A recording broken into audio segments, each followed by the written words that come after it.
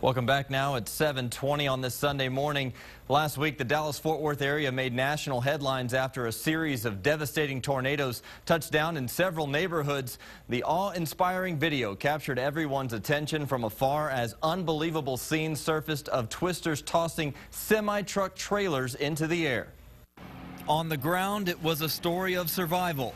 About 200 homes were destroyed, with another 650 structures damaged. Lancaster, south of Dallas, was one of the hardest hit communities. Danita Harris is the director of the Kids University Learning School and experienced the terror firsthand with her students. The lights went off, the building started shaking, the side of the wall, the room that we're in, the wall just ripped off the building. Wednesday, local police had to block entry to several streets, limiting access to residents with an escort. Emergency crews were busy assessing damage, clearing debris, and restoring power to the area, forcing many to take shelter at the nearby Red Cross Center. That's also when Harris's instinct turned into emotion about the loss that could have been much worse. I really didn't cry until this morning when I woke up, and I was like, oh my God, we have been really, really blessed to not have anyone hurt. And most incredibly, no one died in the storms. Warning sirens and social media played a big part in that. Jim Pinker is an Arlington resident in a neighborhood that was hit hard. My daughter lives in Houston. Was looking on the internet because they knew a bad storm was up here in Arlington. Saw our house on. He called my wife, and says, "Mom, you better get home. Your house is demolished." Along his street, just south of Martin High School, another tornado ripped through homes, snapped huge trees in half, and crumpled cars. But it hasn't scared him away. Oh, I'm not going anywhere. No way. You come back a year from now, you won't even know what happens. The National Weather Service estimated about a dozen tornadoes total swept through the North Texas area on Tuesday. At least 17 people were reportedly injured, which was minor compared to the trail of destruction. DFW Airport also had hail damage to more than 100 aircraft and canceled some 500 flights in the aftermath, making it difficult for travel in and out of town. Preliminary data rates the tornadoes as high as an EF3 out of a 5-point scale. The wind speeds as high as 150 miles an hour in the funnel, but it was the slow ground speed of about 25 miles an hour that allowed the tornadoes to do the most harm. Joining us this morning over the phone is Sara Kennedy. She's the Regional Communications Director for Red Cross of Central Texas. Good morning. Do we have you, Sara?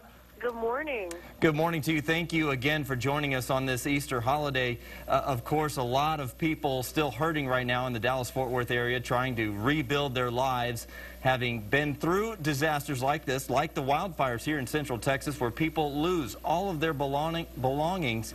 What emotions are they going through right now? Well, all of the families here in North Texas, actually where I am for the weekend, are going to be going through a lot of different emotions, while all of our neighbors are coming together and supporting each other, and that feels really good. There's also some grief there. Even though there were no reported fatalities, these families lost their personal belongings that were strewn across their neighborhoods and across the city. And we have to acknowledge that that hurts, and those things that were lost in some ways can't be replaced. So in the immediate aftermath right now, what are you finding that the victims need most? In the immediate aftermath of any disaster, it's about meeting those needs right away, making sure that everyone has food, water, ice, a hot meal, and a safe place to stay are what the Red Cross is here for, because those are the things that we need right away in order to start feeling better. Well, of course, the Red Cross has been instrumental in relief efforts around the world. We saw the quick action here last summer. How does the Red Cross mobilize during disasters like this to get people aid immediately? We're actually always preparing for disasters like this because, like we saw, what seems to be thunderstorms can turn into tornadoes so fast. We like to train all year round. We also pre-position supplies so that as soon as it was safe, our colleagues in North Texas were able to get moving, to mobilize volunteers and move those pre-positioned supplies into place so that shelters could be opened, ice, water delivered, and food served. And lastly, how long does it take for people to get back on their feet with the insurance, with the rebuild, and get their life back to normal? And how long does the Red Cross stick around for all of that? The Red Cross is really a part of that immediate stage. As soon as a disaster happens, that's the hard part of trying to find out, what do I do next?